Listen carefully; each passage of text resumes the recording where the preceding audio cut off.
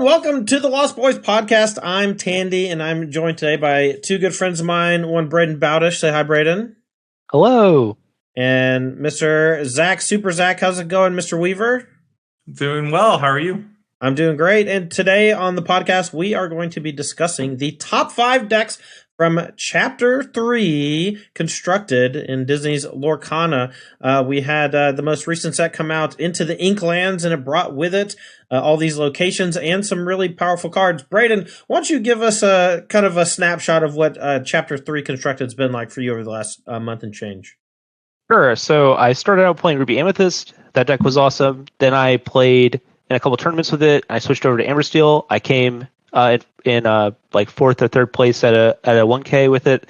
After that, I picked up Ruby Amber, and I played that on the ladder for maybe like 100 games. Nice. And now I'm like 50 games into Blue Steel or Sapphire Steel, and I'm horrible at that deck, but it is clearly very good. Oh, don't beat yourself up. You were playing pretty good against me the other night.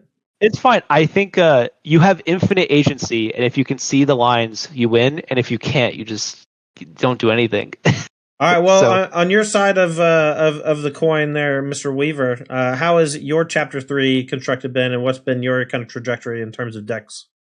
Started out playing a lot of Emerald Amethyst, and I think that deck is awesome. Very tempo oriented, plays on kind of a different access. Top 8'd the SCG Philly 5K with that deck. Ran into a lot of the Ruby Sapphire deck, which is a great matchup. So I kind of got to just aggro them out. Yeah. And then I've kind of switched, and I've been playing a lot of the just other decks in the metagame. A lot of Amber X, a lot of Amber Ruby or Amber Steel.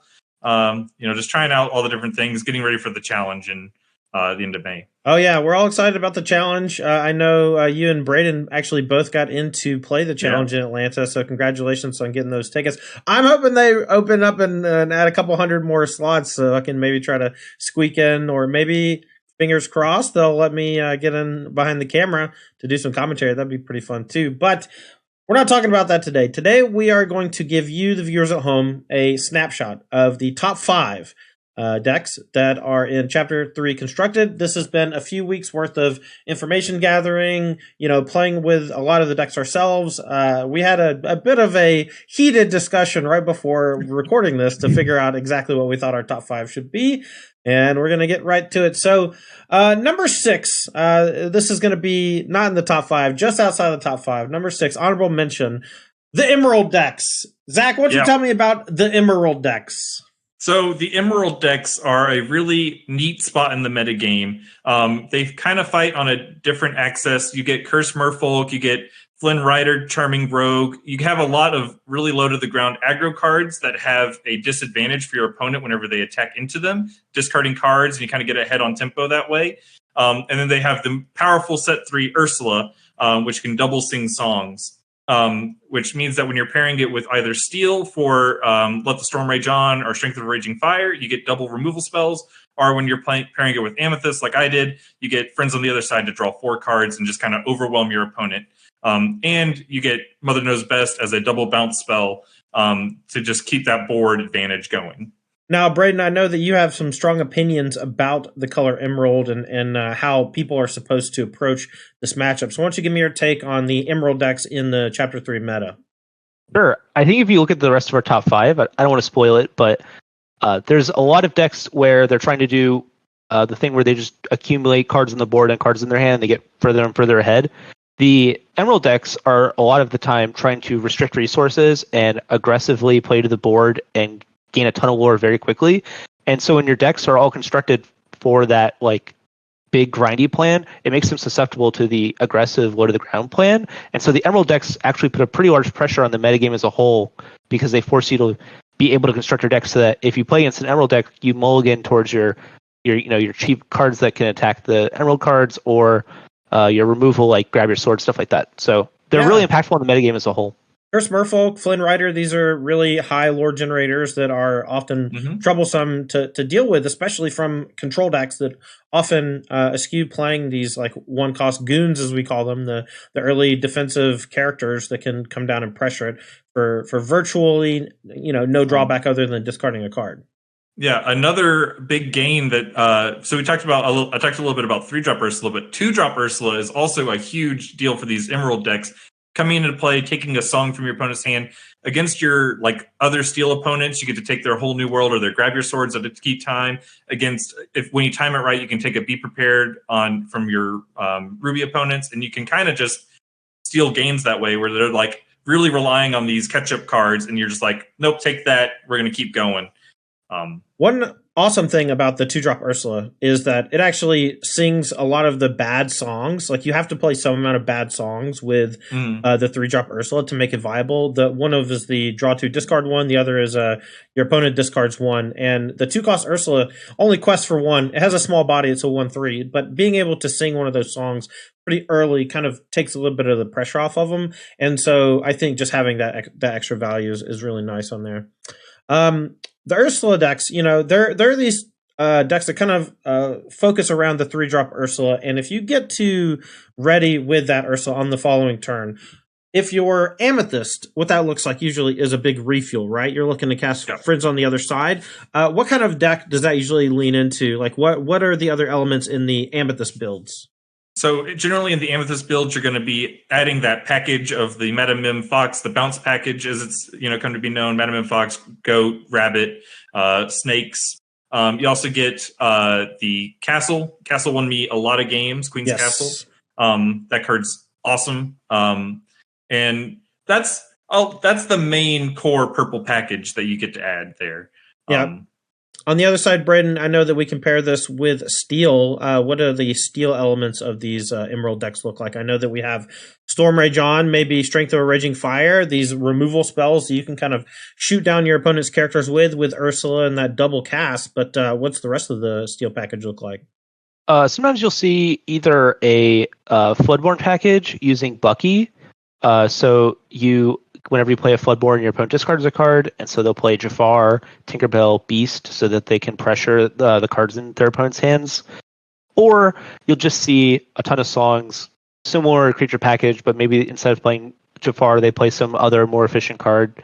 There's quite a lot of options in that color combination because the steel cards are so good, and there's actually some amount of synergy between the Emerald cards and the steel cards, so it's pretty powerful. Yeah, I love the morph builds that use big Tinkerbell to shift onto it, and you can sometimes shift one of the cool Jafars onto it. The 4-drop Jafar is one of my favorites, the big snake. So these two builds of the deck, I think, are indicative that each of the colors kind of brings its own uniqueness to the table, and you like to have a focal point in your deck that can, usually it's in one color, but it supports the other colors items that it's bringing to the table, and in this case, the green Ursula 3-drop, allowing these really powerful songs from either steel or Amethyst to really shine. Now, Emerald is not in any of the top 5 decks, and that's one of the reasons why we want to spotlight it here. But we also mostly just want to make sure that you at home know you will play against Emerald decks. Yes. The metagame for this Chapter 3 constructed Lorcana is massive, with probably 10 different archetypes, if I'm being realistic, that can win an event, maybe even more. And we've kind of boiled it down to a top 5 to 7 to give you an idea of what you're going to be facing at any of your local events, including the store championships that are coming up, because you want to win that Stitch Rockstar playmat and promo card, right? Yeah, everyone does. I'm planning on trying to get a couple of those. Yeah, I got 4 ahead of me. I'm trying to find one on the weekday in the city. Yeah, I've got 5 that I've signed up for. Oh, heck yeah. Wow, that's awesome. That's cool. All right, so starting off our countdown at number 5, this is 5th in our metagame. This is going to be Amber, Ruby, Mufasa. And now I'm going to let Braden take this one away because you have, as you said, at least 100 games with Amber, Ruby, Mufasa. So why don't you tell us a little bit about the deck? What are the focal points? And what's it good against? Sweet. So I'd say there are 3 Amber, Ruby, Mufasa decks, and so part of the appeal of this color combination is that you actually have a variety of options. So, for example, if you want to be an aggressive low to the ground deck that's trying to race the control decks, you can play Perdita, you can play Piglet, and you can start to race people. For example, if Amber, Ruby, Mufasa is really popular, in my experience, Amber, Ruby, Mufasa cannot race the Piglet version of Amber, Ruby, Mufasa most of the time. So there's just situations like that. Metagame against yourself sometimes. Yeah. Actually happened to me in the top 8 of a 1K locally where I just got demolished by an Amber Ruby player when I was on Amber Ruby because they just went turn to Piglet, and I was like, what can I do? A quest for 2, a quest for 3, how can you possibly win, you know? Yeah, exactly. The other version I like is a Lantern version that plays Tinkerbell. So there's a 4-cost Tinkerbell that is like a BR guest on a 1/4. Yes. So if you play Lantern, you can play that on turn 3, and then there's a variety of 5-drops you can play on turn 4, or there's a Peter Pan that has evasion. It has 3 strength if you have a Tinkerbell. So there's like a whole thing there. Brennan DeCandio popularized that. I actually really like that. I think Tinkerbell's like crazy good. I love playing with Tinkerbell, and then he cut it from his most recent build. And I know. I'm upset. I was distraught. Now, Zach, do you have any? Oh wait, can I have one more. Ahead. Sorry. Please. And then there's like I've played a Heart of Atlantis version of the Ruby Amber list. Sorry, the colors are hard. That plays Heart of Mufasa, which is like a double lantern. And so part of the reason that card has appeal is it's like a card advantage spell of sorts because it makes 2 ink basically, but it costs 4, and it's 1 card. So it means that you don't have to ink as aggressively. And against Ruby Amethyst, going up to like 7 on 5 is actually like really important. So there's like there's a lot of when you change the ramp package of your deck. There are some people that play Pluto, for example. If you have Pluto, Lantern, or Heart of Atlantis, your deck is totally different based off of that curve that you're building. All right, now I have one question for you. When you were playing the Heart of Atlantis builds, Braden, when you were playing Heart of Atlantis, did you ever get it destroyed by a Binja? And if you did you close the game immediately? No. So that's like fair, actually. But most of the Benja decks are super pressured on turn 3 to play like an Aerial or a Fishbone Quill. Yeah. And so when you're on the play, sometimes like they might go turn 3 Arrow and then you go turn 4 Heart, but you usually play a 2-drop on that turn because it makes 2 immediately. So it doesn't actually feel that bad. Like, it's bad, but like I played the Lantern build like for 5 games or whatever, and my opponent Benja'd me twice, and I was just like, why am I playing items? Yeah. I wouldn't myself up. That might actually be a reason to go in favor of something like the Heart of Atlantis build, because Benja is so popular right now. Whenever they see that you're on Amber Ruby, they know that you have almost all characters in your deck, right? You're playing 55, 54 characters, and they don't know what item you're playing. So when you go turn 2 Lantern, they're like, perfect, Benja that. Yeah. But if you're waiting till turn 4, then they have to make a choice to either like ink that Benja. They might not have any items in their deck at all. They might just ink that, and you get to play your Heart of Atlantis after that. So that might actually be a point in favor of a heart or an itemless build. If you're like leaning on Hydra as your anti-steal card, for example, in that deck, you might want to play Heart of Atlantis because it means that you're like more likely to have 6 on 5. There's obviously Lantern does that too, but there's like some interesting things happening there. Yeah. It's a cool card. I'm a big fan of the like at least like a 1-of Hydra, especially in the Tinkerbell builds because you can find it a little easier. And Hydra has just been very impressive when it's on the board for me. So really good. I agree. Really good in the mirror. Yeah. Really good against steel decks. Now, I've played a little bit with it, but not as much as you two, I'm sure. And from my experience, Madam Mims and Medusa being uninkable 6s puts a lot of pressure on the deck already, and adding Hydra to the mix feels a little greedy. But the first time I ever played against Hydra, Braden just beat the crap out of me with it. Yeah, he just killed like 4 of my characters or more with it. I was like, okay, yeah. I get it. It's also really fun in this deck because sometimes what you're playing as your non-character card is Teeth and Ambitions. Yeah, so you can get some extra value out of there. You also have the Rapunzels, so you start accruing value with your Hydra, and then if they don't kill it, you get to heal it back, and then it's just like, what are they doing? And they can never quest against the Hydra, right? They can never quest against Hydra. You know what? You know what card we haven't mentioned yet? Yeah. Mufasa. The king? You mean the king? We're saving the best for last. Yeah, we got to talk about Mufasa. So I think the reason to play this deck, in my opinion, is because of Mufasa. So a lot of times what happens with these character decks that are all about, questing and getting some early advantage and stuff is Be Prepared just comes and ruins all the fun. And Mufasa is like your one way to be like, no, you're not ruining all my fun. I'm getting something back. So I think that your deck is kind of designed in a way, especially these Tinkerbell versions, where you're accruing this card advantage. You have the Mother Gothel and the Rapunzel. You have the Tinkerbell. You're always drawing cards, and then you get Mufasa on top of that to just keep the chain rolling against these Be Prepared decks that are so reliant on Be Preparing you on 7 or 5 and winning the game after that. The best thing to do against a Be Prepared deck is to have more mana than them, or have more resources than them to play cards with, and have more cards in hand. And the Ruby Amber decks can do that. They're able to play the Lanterns of the Hearts, Rapunzel, Gothel, Mufasa, Tinkerbell, all these cards replace themselves or get more cards, and that's like how you beat that card. Yep. So I also really like Pongo for that reason. Sure. Oh yeah, Pongo's good.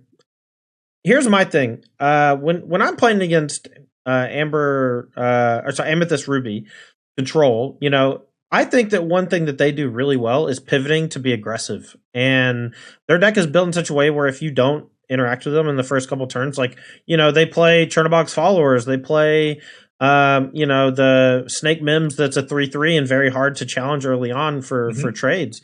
And when they start doing that, if you're just kind of dirtling around on the first couple turns, like if your turn 4 play is a Tinkerbell, a 1/4 that doesn't really challenge very well, and you're not shifting into a bigger Tinkerbell in the next turn to really punish, I find that you can fall very far behind. But that's where I think Lantern really shines, and why I think Lantern is a better card in the Amber Ruby decks, because you're able to keep up a little bit better. And also, I really like the efficiency of Lantern. I think it's just a phenomenal card in the game, and I'm not a big fan of the Heart personally.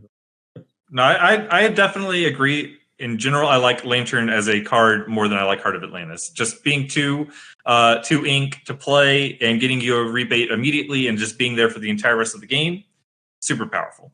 If there's ever a metagame again where people are not playing Benjas, though, which was the beginning of the set 3 metagame, I do think Heart is crazy. Like, it's good against the wheel decks, good against Ruby Amethyst. It just struggles against any deck that's playing removal like that. And yeah, that's adorable.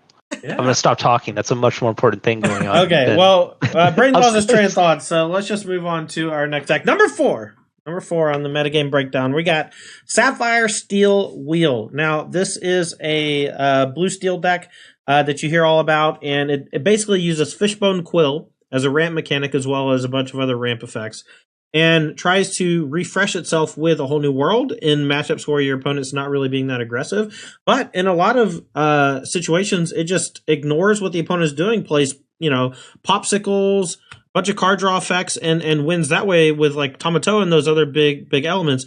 I'll start with Zach. Zach, how much experience do you have with this archetype, and what's your take on it?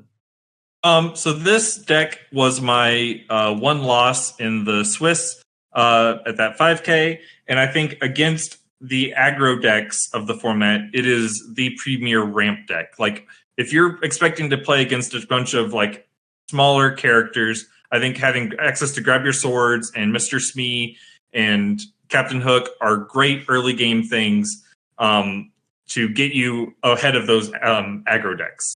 Where I think it falls behind, and why I don't think it's higher on the list, is that you can't deal with bigger characters as well.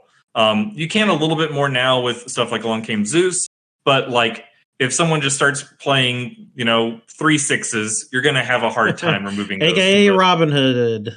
Yep. Yeah. So that is why I personally have it, why we have it 4 as opposed to higher up on this list. All right, Braden, it does have some bad matchups.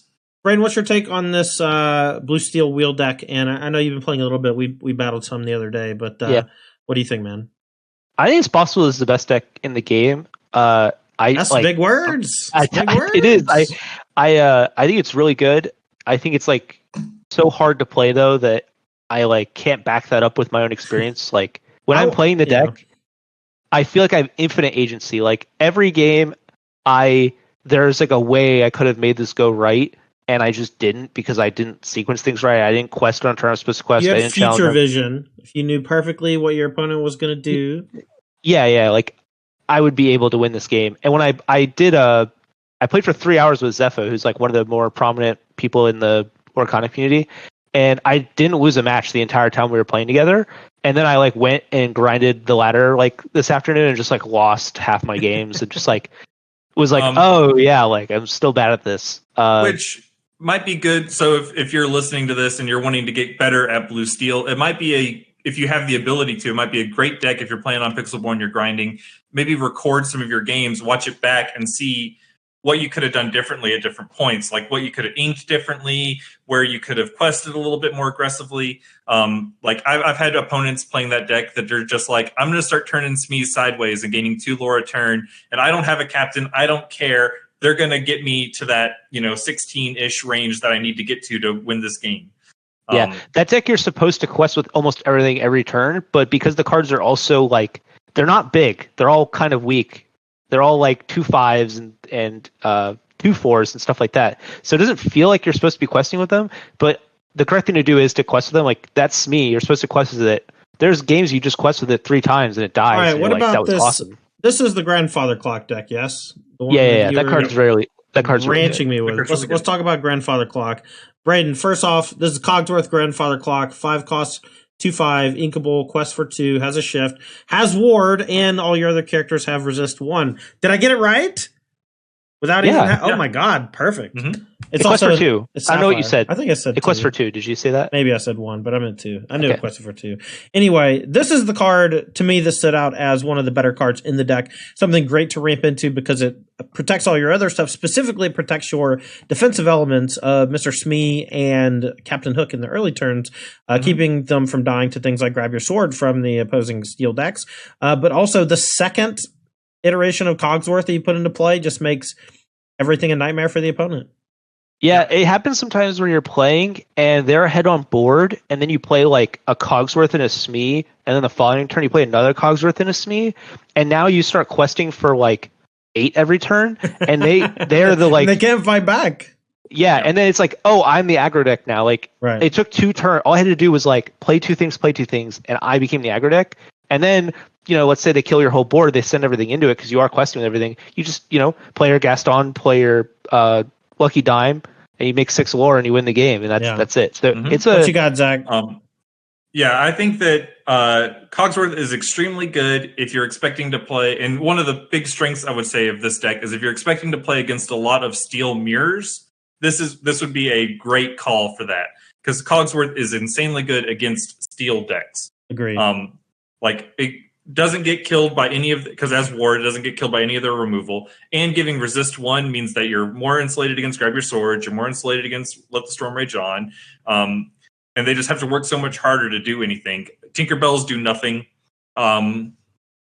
It's a really good singer. Like, it costs 5 and sings for 5, but having ward, giving everything else some type of protection on board while it's exerted, that's like pretty important, as if you're going to be singing Let It Goes or Let the Storm Rage Ons or whatever it is you're going to sing. That's pretty important. Yeah, the only real downside is I think that it, along with some of this other deck, is fairly weak to like a Be Prepared on key turns. You're kind of developing this critical mass of these Smees and Cogsworths and stuff like that, and a well-timed Be Prepared can kind of just ruin your day. I think that's also another skill testing point is like, do you hold the Hiram's? Do you play the like? When do you develop your brain? Like these are all hard things to figure out, and when I was learning Amber Steel, for example, figuring out how much to commit to the board was like one of the most important skills I felt like I needed to develop. And for this deck, like, that's just another access, right? Yeah. All right, moving on to the number 3 deck on our list. This one's actually pretty similar to the one we just talked about. This one's going to be Sapphire Ruby. We're calling this one Paw Patrol. This one also is a popsicle deck featuring many of those, item sacrificing elements. Haversham. What's his name? Yeah, Harem Flaversham. I call him Haversham. So this deck, I personally put higher than Blue Steel just because of the strength of Maui and Be Prepared. Those are the main cards that you get to add to your deck when you're playing red. And those cards, along with Maleficent Dragon, are just such a powerful package of unconditional removal and board wipes that sometimes you just feel completely unbeatable. So I've been playing this deck a lot lately. This has been my go-to top deck right now, personally. just because being able to go like play a popsicle on one jump ahead on two, Fishbone Quill into double inking. You're on 7 on turn 4, Right. and you're just so far ahead mana-wise of your opponents. And then the Tamatoa Lucky Dime late game is just so powerful. In previous sets, before set 3, before Lucky Dime, I felt like this deck just had a really slow clock, and that was what was pushing it behind. But getting to add Tamatoa and Lucky Dime and just being like, I have a 2-turn clock on like turn 6. We just go Lucky Dime, Tamatoa, boom, and just in the game is awesome. So I want to say one thing, and mostly I just want to talk about the original iterations of Sapphire Ruby. I don't think were particularly strong in like Chapter 1 constructed, for example. Mm-hmm. You would often Fishbone Quill multiple times and then be basically out of gas. And the additions of set 2 and 3 have given us a ton of new things to do with our resources and to generate extra card draw from Popsicle, multiple recursion elements, as well as Flowers from Haversham. And I think that has really kind of transformed the deck from being what I would consider a tier 3 deck to at least tier 2 and really close to tier 1. As you said, it's one of your favorite decks in the metagame right now. And I think a lot of that is due to the Popsicle package. Another thing, we keep talking about these little packages that you have in these decks and what each one adds to it. But, sometimes those packages are self-contained into one of the colors, and the Popsicle package is something that's really nice to add to any deck that has a sweeper. And guess what? Ruby's got some sweepers. Yep. Yeah. I think this deck does suffer from, it doesn't have the steel cards, right? And so the cards that the deck plays are better, I think. Like, I think Dragon is better than most cards. Like, Dragon, Be Prepared, Medusa. These are all cards that are probably better than a lot of the cards that are in the blue steel deck. Yeah, but Maui too. Oh my god, Maui's insane. Like, actually insane. Yeah. But the fact that you don't have access to like Grab Your Sword or even Fire the Cannons, like I play Fire the Cannons in the blue steel deck I'm playing right now. I've been really digging Fire the Cannons. I think, especially in the Fishbone Quill decks, that's a complete different aside. We can talk. Yeah, we don't need to get into that. But I'm just saying yeah. that is. I think part of the reason that the Emerald decks are even like in contention in this like current metagame is actually because this deck is so good and so popular against like the rest of the metagame. Yep. And I think those decks feed on this deck quite a bit. I think that I agree with that. You do suffer a little bit from not having as good of an early game and an early defensive backing. You're really relying on Queen of Hearts, the 2-drop with Rush, to kind of be your bridge against those aggro decks. The Curse Merfolk killer, huh? Yeah, and you can do it on turn 3 pretty consistently and still develop, especially if you have those 1 jump ahead draws, because you can get to 5 on turn 3 with 2 untapped, and then you get to queen something, and then you're feeling pretty good about bridging that gap. But I do agree that aggro is the biggest weakness of this deck. I think the main reason to play it, though, is that you have such a good like Ruby Amethyst matchup. You're just going bigger than all of these decks.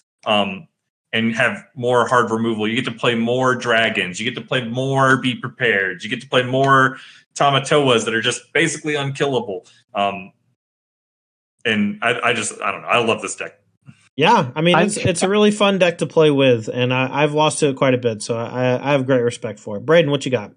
I have 2 things. First, I think this is going to be one of the more popular decks at your like local challenges or sport championships, whatever they're called.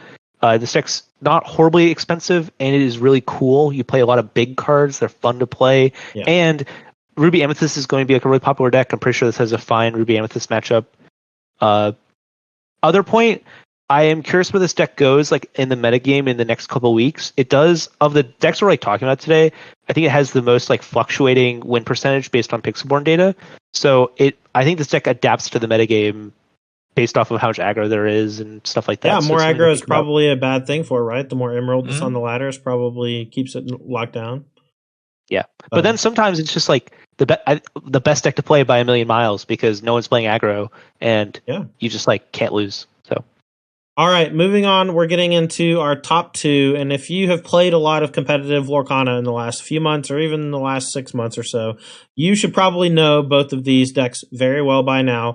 Number 2 is going to be my favorite deck, Amber Steel Song, and this is an Amber and Steel aggressive deck that tries to go very low to the ground in the early turns and use either Aerial Spectacular Stinger or one of those powerful shift cards to sing A Whole New World or the other powerful songs very quickly, and kind of leverage A Whole New World with those cheap characters to generate a massive advantage early in the game, and then using spot removal like grab your sword, let the Storm Rage on, Strength of a Raging Fire. Yeah, and even a Long Game Zeus. Yes, all these spot removal spells to keep the follow-ups from your opponent in the clear while you quest. And I probably have more games with this than I have with anything else by a lot.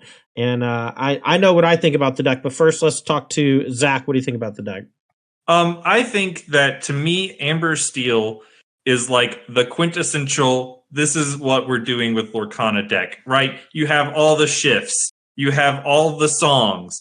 You're doing all the things that make Lorcana when you're playing this deck. And I think that is super cool. My favorite thing about when I'm playing this deck in particular is like you just have so much removal and so much agency over what all your opponent's doing at every point in the game, especially with stuff like Cinderella getting you to get that Singer 3 early on and all these shifts, that you feel like in most games you're just in control from the go, and it's up to your opponent to answer what you're doing. And I think that's awesome to be in the driver's seat in a game like Lorcana. Brian, what do you think about Amber Steel? I know you played a little bit with it. My biggest point about the deck is everything Zach just said. So that's kind of brutal. Zach's 100% right about everything he said. I guess what I can add is that Cinderella's crazy. That card is both Cinderellas. Which first, which one did you say when this card's crazy? 1 or 7? 1. Yeah. Great. Awesome. I agree. I think 1 cost Cinderella is maybe the best card in the deck. It's very hard to say that. 7 cost Cinderella is also nuts, and I think it is the perfect mirror breaker card. I had a game just this last Wednesday at Locals where I was playing the flute deck, the flute version of Amber Steel Song, and I got to play a Cinderella. Then my opponent played a Cinderella. And I'm like, that's pretty rough. They're ahead of me on lore. They were playing like a blue steel deck. They were ramping into it. And I'm like, okay, I'll shift Queen into Big Queen.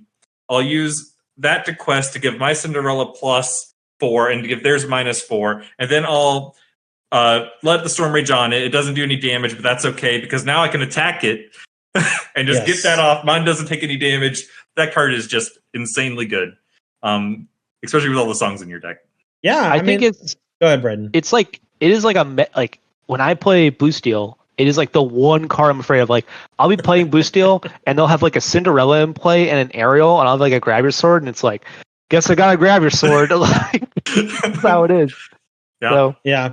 From my experience, like the 7 cost Cinderella shifting onto the smaller Cinderella has been ridiculous. You know, not only do you have this explicitly pushed 1 cost Cinderella that can sing 3 cost spells, we have 2 different 3 cost spells that are phenomenal with it to directly answer an opposing character that could challenge the body on the 1/2. Strength of a Raging Fire is one that when you're really far ahead, it's able to essentially clear off like anything, right? And the other one, Storm Rage on, that one is the one that punishes anyone who wants to try to interact with you in the first 2 turns, because it kills every 1-drop in most 2-drops, and it's free, and it draws a card. And so the way that I've been playing the deck, especially in mulligans, is that I mulligan for pairs, and one of those pairs is Cinderella Storm Rage on, and I also mulligan for straights, which is going to be like a shift, a small shift target, and the wheel. And those are like basically all that I'm looking for when I'm mulliganing. But it's cool that I'm just like looking for batches, and I'm finding all those batches. And then I start looking at other decks in the metagame, and I realize that those batches exist in every other deck too, right? They're just the Robin Hood one in the shift package with A Whole New World, and and you guys, this is all stuff y'all learn naturally just by playing and building over the last couple of sets or whatever. But for me, stepping away for a couple months and coming back, it's just like awesome to see so many cool new cards and how they've actually just affected every facet of deck building. For sure. I think that there's also a good bit of like different variations on this deck, which is really cool too. Yeah. You can go. You talked about the flute version. Why don't you tell us about the flute one yeah. specifically? So the flute version, which Zan played a while back, has a lot of uninkables. So you have to be aware of that if you're playing this deck. His version had 22 uninkables, which is just a massive amount. So make sure you're keeping some number of inkables in your hand. But flute is incredibly powerful, especially once you get 2 flutes, because what you can do is you start transitioning your game plan from questing with characters to just playing songs. That's all you have to do. There's a point in the game, like especially when I've been playing stuff like Ruby, Sapphire, Ramp, where they get 2 flutes in play and they don't have to commit another character to the board the entire game. They're just like, let the Storm Rage on that, gain 2 lore. Along came Zeus, that, gain 2 lore. And then once you think you finally got a board established and you're like, I can finally race it, then they do a whole new world. And you're like, well, never mind. Trying to just do it all over again. All right, well, that's one flavor with the flutes. But Braden, why don't you tell us about a different flavor of Amber Steel? I think the other one is predominantly popular is the Lantern version. So sometimes that version plays Stitch, which is coming in and out of popularity over the course of this metagame. Based on Medusa's numbers, I would imagine, because every time I got my Stitch Rockstar killed with a Medusa, I wanted to rip it into tiny little pieces. So the card people play otherwise is Queen usually, and that's like usually the flute version. She's been real good for me. Yeah. So the Lantern version just probably, it like generally plays more inkables. It tries to, for example, maybe shift into Robin Hood. So maybe like turn 1, play Robin Hood, turn 2, Lantern, maybe play another Goon or Cinderella or something. Turn 3, play Robin Hood, sing Whole New World, draw 7. So one way of getting ahead on a Whole New World is to just have more cards not in your hand anymore. Right. So if you've inked 3 times, played a Lantern, and played 2 characters to the board, or 3 with the shift Robin Hood, that's like almost every card that you started the game with on just by turn 3. That is my life. That's my life I've been living, Braden. That's basically the only deck I've been playing for the last month, and it's been a heck of a lot of fun. Yeah, I think this deck is also a little hard, but the data generally kind of shows that's not the case, so maybe I'm just bad. Maybe it's very hard to win against good players playing good decks in some very specifically tight spots. Like there's some very big skill testing moments.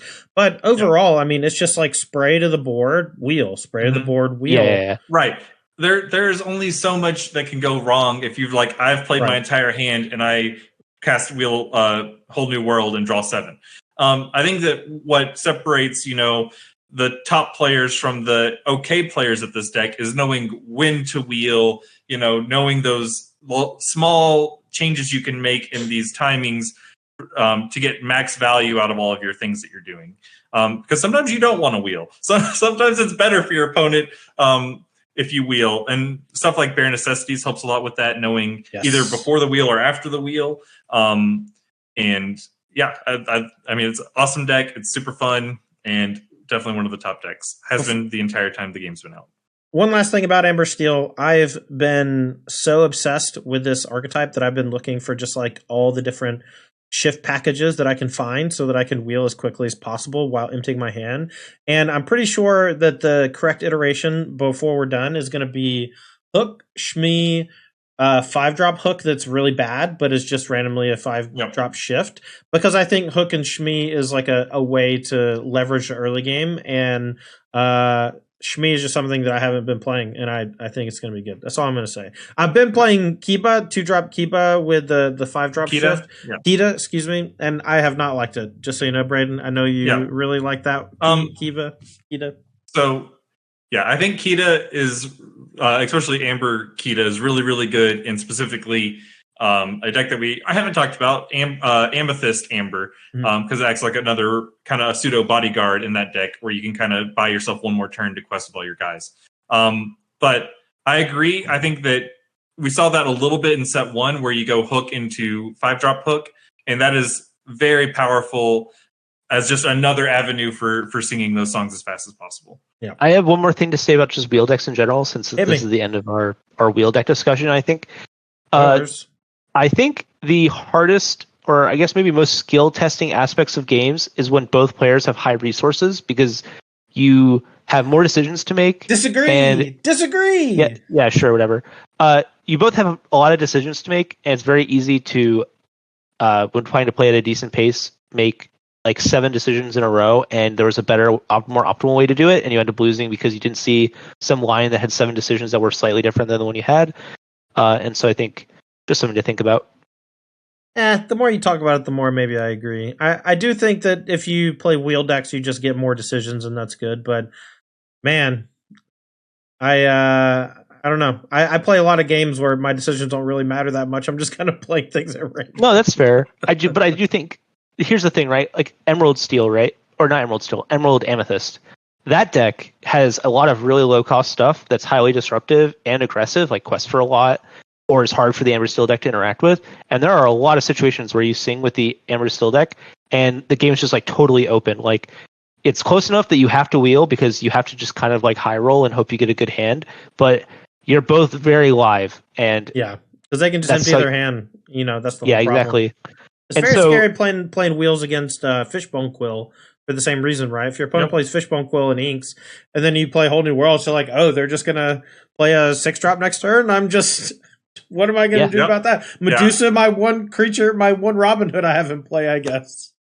I love playing against the wheel decks a lot of the times when I'm playing those ramp decks, because you just get full agency to just go ham. Like, I'm just gonna ink everything, because if they don't will me, I'll just flourish in my hand back. If they do will me, then I just have 7 cards to work with, and I'm just so far ahead. Yeah. I guess one more thing to say about the Braden, Final thing is that the queen, one of the reasons the queen is so good is that if you wheel on turn 2, it stops the Fishbone Quill players from being able to play the Fishbone Quill first. So that's like a huge part of this deck, and it's like matchups, I think. It's just like how early you can disrupt your opponent's starting hand. No, that's a good point. I like the queen just because it's an extra cheap shift, and I think the abilities on her are quite good, especially as we talked about earlier with the 7-drop Cinderella as well. So, okay, let's move on to drumroll number 1 on the list. Best deck in Lorcana, basically best deck all 3 sets so far. That's Ruby Amethyst Control. Love it or hate it, it's here to stay. Braden, let's start with you. Tell me about Ruby Amethyst Control. Sure. So this deck plays this like kind of brokenly powerful package. Some people call it Petting Zoo. Some people call it the Bounce Package. It is a set of cards that when they enter play or leave play, you get some type of resource. Either it's lore towards winning the game, or it is card draw. And then you have a set of characters that when they enter play, they return something to your hand. And that's a downside, so they're usually above rate. So a 2-cost 3/3 that quest for 1, or a 3-cost 4/3 with rush that also quest for 1.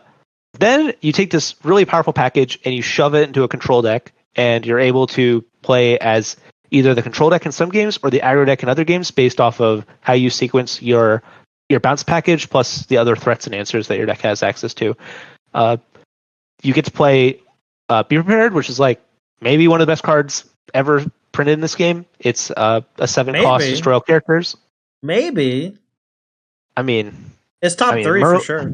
Oh yeah, I mean, the other one is like Merlin in my mind. That card's also just like insane. I mean, that card's also which Merlin? Why would you say Merlin? There's 5 Merlins and they're all good. Oh, sorry, the rabbit. The rabbit. Just say rabbit. Yeah. We all know that. I'm sorry. Rabbit. It's fine. Anyway, the rabbit. I think that card's crazy. And then Whole New World. I think that's the top 3 in my mind. Those are my 3 as well. Anyway. But you're rambling. Yeah, I mean, it's a really powerful control deck that also can be an aggro deck sometimes if the matchup lines up right.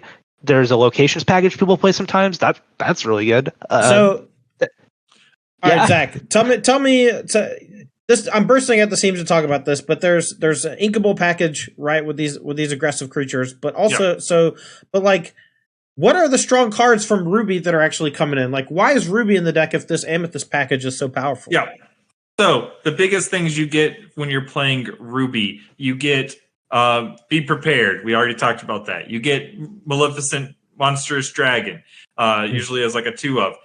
Great top-end card. You get Madame Medusa from the new set, unbeatable removal, which kills everything.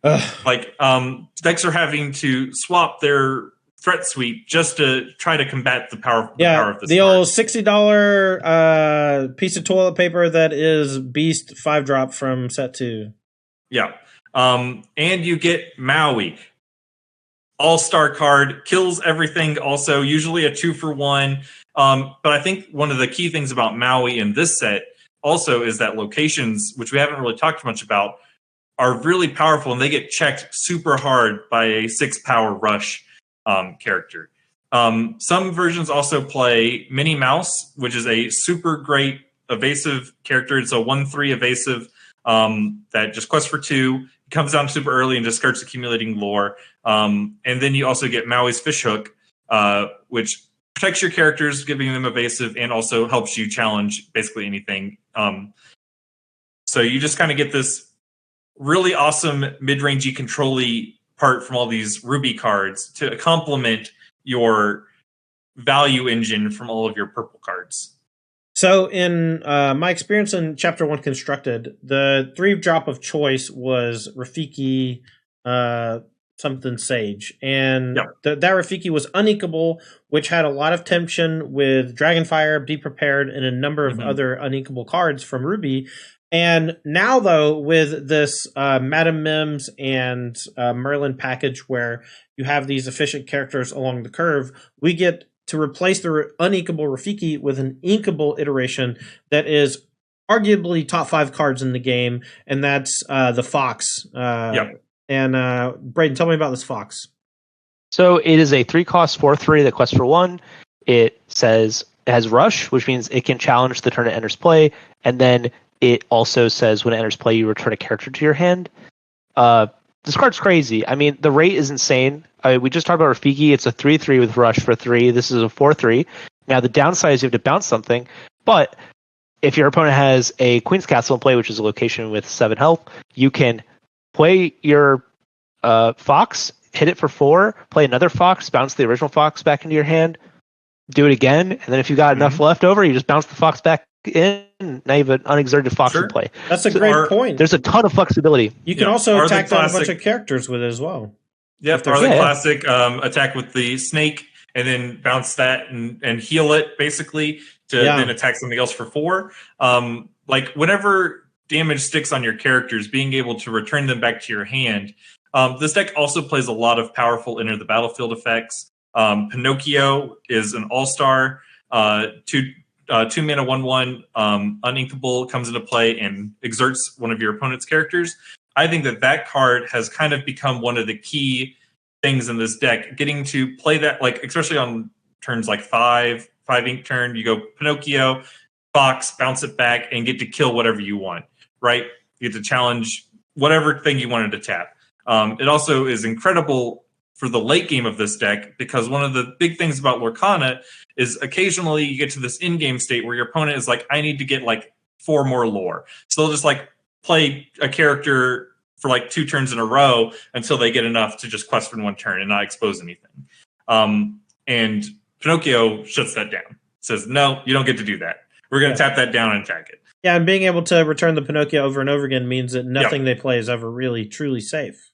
Correct. Yeah. Yeah, and the goat that the Ruby Amethyst deck plays, which is a character that says when enters release play, you gain lore, means that you have to respect the early threats, because if you don't, they'll just end up at like 12 on turn 8, and then you're just kind of dead to like them drawing goat twice. Yeah. Which is really brutal. So it's a tough spot. Previous iterations of Ruby Amethyst, they were really reliant on Maleficent 3-drop as well as Friends on the Other Side to kind of keep the fuel coming. But with the printing of Merlin Rabbit, you basically have this character that it replaces itself. Whenever it leaves play, it also draws a card. And that, in tandem with those bounce effects, just allows you to get so far ahead on resources. But it also just allows you to play either the aggressive Amethyst package or combine it kind of into the hitting all my ink till I hit 7 play Be Prepared side of the deck. And so basically you get to play both sides of the ball. Your opponent doesn't play anything in the first few turns. Well, here's a Chernobog's follower. Your opponent plays something that can challenge a Chernobog. Well, guess what? You quest and draw a card. And then it becomes ink later or that random card off the top that you really might have needed. You can play Olaf or Minnie Mouse as a 1-drop as well. They can quest without being challenged by any of the 2/2s that cost 1. And then you play either the snake or the fox and you bounce it back to your hand. And guess what? That's ink on the following turn when that character is going to be somewhat invalidated or almost irrelevant by the time your opponent's scaled characters come onto the field. So I just think that bounce effect, it seems like a downside, and in some respects it can be. And your opponent can certainly, like for the example, the steel decks can play a bunch of spot removal and kill all your early characters, and that will keep you from being able to efficiently play the fox or the snake. But it's very difficult to keep that game running, and when you're doing that, you're often using your characters to sing instead of quest, and that means that they can usually play Be Prepared well before you're close to killing them, and so then you just have to rebuild and do it all over again, and then hope that they don't just have all the answers, which they normally do. Yep. It also can be a deck when you're playing that game plan of like trying to answer all their characters and stuff. Most of them either have accrued some amount of value on the way in or way out, and it also means that they're going to just keep developing their board. And again, say something like an Amber Steel where they don't want to ink as much. You can start getting an ink advantage on them, and then they're put into a corner when they have to whole new world that they kind of fall behind because you just have more resources to deal with once you refuel. Yeah. I'm glad you brought up the 1-drop into bounce it play, because that is my favorite thing to do in this deck is go turn 1 Olaf or Rafiki and then just be like, quest for 1, bounce it back. Now I got my ink drop for the next turn, and I got my snake into play. One way to think about it is it just turns all of your 1-drops into Chernobog's followers. True. Yeah. Like, that's like pretty powerful, obviously, but we didn't really have that metaphor until now. So, all right, Braden, I know that you specifically have been playing a bit of a interesting build of Ruby Amethyst. Not only playing the Queen's Castles to be a little more aggressive, but you also have a Jim Hawkins. Yeah, that is the version. I think that version was popular early on, and then it wasn't popular for a bit, and now I think it's a little bit more popular now. Some people are playing 4 Jim Hawkins. I was playing 2 Jim Hawkins for a bit. This is not the deck I've been playing the last couple of weeks, but I have been seeing a lot more location stuff. People had cut them for a bit, but the locations are pretty good against everyone but the mirror match. And as the deck becomes less popular, anyone who doesn't have Maui, I think they're pretty good against non-Mauis, I think. Yeah. So that is one thing to talk about with this deck. So in paper, this deck seems to be the most popular deck by an offensive number. It's a half the field, a third of the field. It's a huge percentage of the field is this deck most of the time. Where the online metagame, that's not really the case. And so when you play this deck in paper, you might want to have a version of the deck that's better against the mirror. So maybe you won't play locations, or maybe you will play some other card that you feel like, or a good example is the book. A lot of people don't like the book. A lot of people do like the book. Merlin Spellbook? Yeah, Sorcerer's Spellbook, yeah. The book is really good in the mirror. It's not good basically anywhere else. Yeah. And how popular you think this deck's going to be determines what decisions you make like that. And because this deck is so popular, it is kind of like the 50% deck of the format where no one really crushes it, and it is good against everything. Plus, it's really, really cheap in paper. I don't know if I mentioned that already. There's going to be a lot of opportunities when you play in your store championships to make metagame decisions, and that's something you're going to have to think about. Yeah, I also think that one of the big reasons that this deck is so popular is that it has been a pillar of all 3 formats. So if you've been playing Lorcana for any amount of time, especially since set 2 when this bounce package first came out, you've already got all the cards. You had to pick up Madame Medusas, and they're $1 a piece. Yeah. So you just naturally will play against this more because more people are going to have access to those cards than they do 4 copies of Beast Tragic Hero or whatever, or these more expensive cards. Ursula's even from set 3, those were $30 or $40 when they first came out. You don't need them anymore. If you're someone like me who's I'm kind of down on this deck lately. I'm not. This is not my I like Amber still more, There if are you're kinda Amethyst down on it- Ruby Ride or Dies, and you are not one of them. We know. Yeah. But if you are like me, I think the thing to consider is you're really likely to underestimate how popular this deck is when you go to play yeah. in I expect paper. to play against like half the time or whatever. Is what I. Yeah, I think that's a really good way to like balance it. Honestly, is probably about half the time. And so if you're sitting here and you're like kind of like me and you're like, I don't think it's anything good, it's pretty good, and you're gonna play against it like half your rounds. So just be prepared. Probably less, but don't play. Be prepared. Yeah. All right. So we have concluded our top 5 metagame breakdown for Chapter 3 of Disney's Lorcana. This is after about a month of playing the format pretty heavily. Thank you so much to Braden and Zack for joining me. Before we go, let's do a round of final thoughts. Let's start with you, Zack. Why don't you give me your final thoughts about Chapter 3 Lorcana meta, maybe what deck that you're really into right now, or what do you think we're going to go before set 4? So my favorite thing about set 3 is that it felt like we finally got the complete picture of a lot of these decks. Right? Like this, the item decks, they finally came into fruition, right? They've been struggling throughout. We've had pieces of it, but finally we're like, oh, these are forefront. These are playable now. Amber, it's got to be Lucky Dime, right? Lucky Dime's the new piece. You can just kill your opponent with Lucky Dime now. That's why it's good. Yeah. Having an actual item payoff that rewards you for ramping, perfect. And just all these decks getting their final pieces and seeing kind of the full vision makes me really excited. And I feel like there's basically any deck that you want to play with, just learn it and you can do well with it. Awesome. All right, Braden, final thoughts. Good luck at your store championships if we don't talk again soon. And play the deck that you have the most fun playing. Those are my overall thoughts. I love that. I think you should either be playing A Whole New World or Be Prepared or the 3-drop ramp thingy. I forgot the name. Fishbone Quill? Fishbone Quill. If you're playing one of those 3 cards, I don't think that you'll do poorly. So. I honestly think you don't have to include Fishbone Quill because I feel like you're playing Be Prepared or Wheel. If you're on the, you know what I mean? If you're on Fishbone Quill. Yeah, fine. What do you want to play? Be Prepared or Wheel? These are Be Prepared or Wheel. It's Be Prepared, it's Wheel, or you can be an Emerald guy.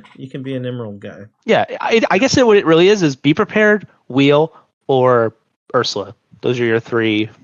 Yeah, that's a good probably one. It. 3-drop Ursula is cracked. I love it. Mm-hmm. All right, cool. Yeah. Well, thank you both so much for talking with me today and giving us your expert analysis of the metagame and our Lorcana breakdown for Chapter 3 Constructed. That's Super Zack, Braden, and I'm Tandy, and we will see you next time. Thanks for watching the Lost Boys podcast.